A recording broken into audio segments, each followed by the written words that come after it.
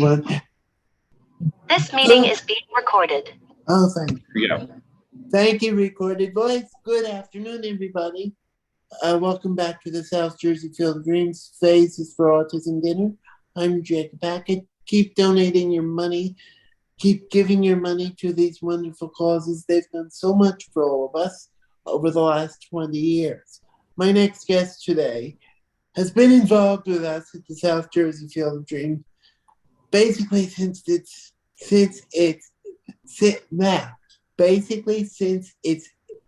institution. He used to be a former teacher at the Atlantic County Special Services School District. Since the Field of Dreams has been in existence, he has brought his baseball players when he used to be a coach at the Egg Harbor Township High School and the Atlantic County Institute of Technology, here to share his memories with us today. Please welcome former baseball coach of those two school districts, Sean Coyle. Thank you, Jacob. Thank you for having me in those awesome words.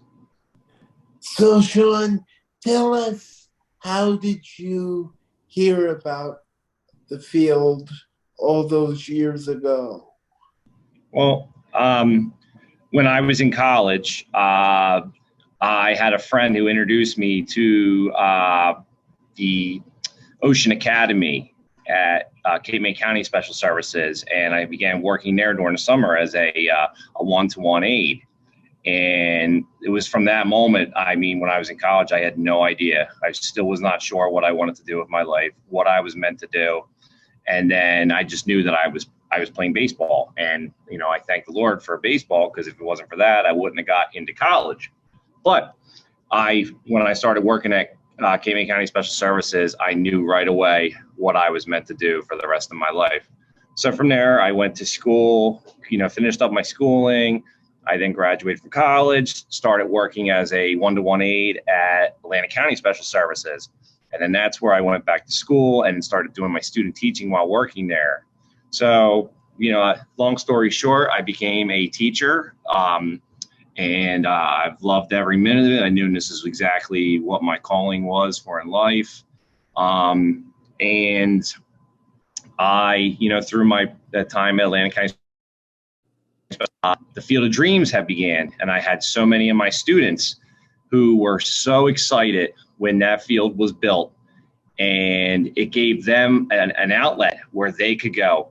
They could play baseball. And I remember my students, they would talk about, they were having games on Friday nights. So that's when I knew this was something important, and then I needed to get out there and, see it.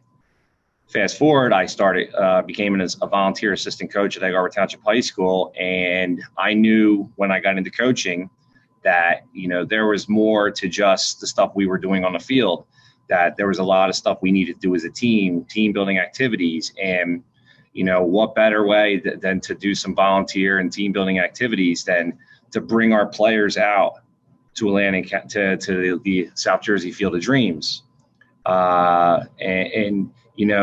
To see the looks on the players' faces when there was other baseball players from other local high schools coming out there and rooting for them and cheering them on and lending them a helping hand when needed.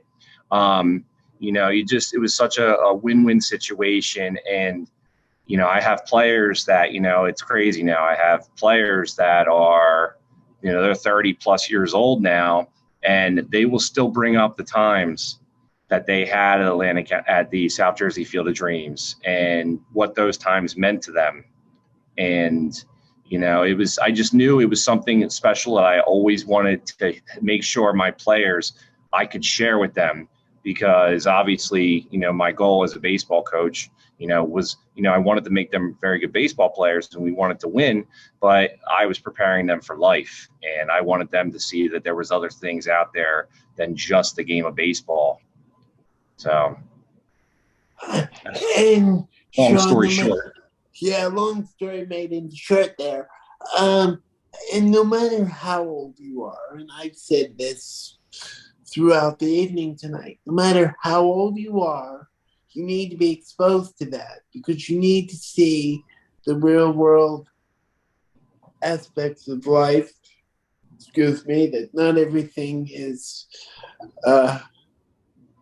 rainbows and lollipops and everything else. It's Yeah. it's not easy, and I think just the tiniest bit of motivation for some of them opened up avenues that they probably thought weren't even there. Mm-hmm. So, do you have, being there for as long as you were, I want to say between 13 and 15 years, putting it mildly, maybe more, maybe less, do you have a one particular memory or memories during your time with us that stands out? I just, some of the things that stand out is maybe I had a couple players who were very, I would say quiet, and they would come to the Field of Dreams and they would be helping out with the other players, and just to see them open up and see that difference in them that I normally didn't see. And I would say some of the other times when we would be staying to watch some of the older kids that were playing, and we'd have the team in the stands, and the kids, somebody out in the field would hit a rocket hot shot all the way to the fence. To see those kids running around the bases underneath the bright lights and having our players out there in the stands, like jumping up and down and yelling for them and creating this awesome environment. Those are the type of memories that, I kind of, when I think back, they kind of bring a tear to my eye, because they were like the moments that, you were really a part of something great that was happening at that time. Yeah, and everybody has said, Field of Dreams has done this for my child. Field of Dreams has opened up doors that I never thought would be possible. And and I've said this too, without our sponsors, without our volunteers, without the people that give their time and hour and hour, and make sure that everything is tip-top shape and looking beautiful. There's no Field of Dreams without any of those things that I just mentioned. And those people, they are really the unsung heroes. I brought our baseball players out there, and I would come hang out, but the amount of effort and time that was put in by some of these other people, it's to do what they do to create that type of environment. I mean, I just remember the time people were out there for full weekends laying out the flags on the field for Memorial Day, and then having the whole incident where the field was torn up, and then everybody coming together to get the field ready again. You think back to before, what that whole area was like before it was built, and now look what's built there. You have this incredible complex. You got these awesome bleachers. You got a miniature golf course. It's an awesome area, and I'm just glad that I had a little bit of a piece of time there. But there are so many other people that have put so much time in. And, those people, kudos to them, because it's, the one thing that I've learned the older I've gotten, I feel like when I was younger, money's important, but man, the most important thing we have is time. And the time that these people have given up of their own time to come out there and to create this wonderful environment it's truly remarkable, and it's incredible.